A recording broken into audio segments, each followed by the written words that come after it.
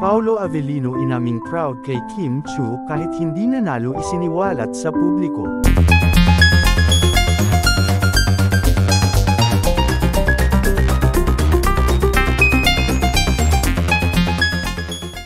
Paolo Avellino inaming proud kay Kim Chiu kahit hindi nanalo isiniwalat sa publiko.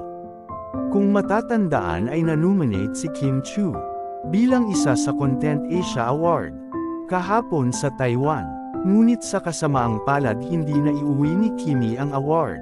Ngunit si Paolo ay nabanggit sa kanyang video na kahit hindi na iuwi ni Kimi ang award, proud pa rin ito si Paolo sa kanya.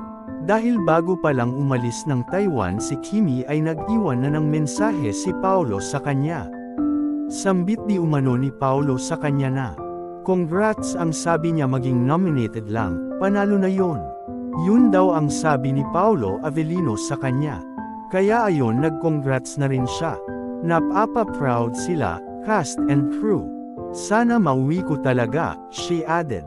"Super excited kasi first time kung manominate sa ganung award-giving body. Nakaka-excite at nakakatuwa yung feeling."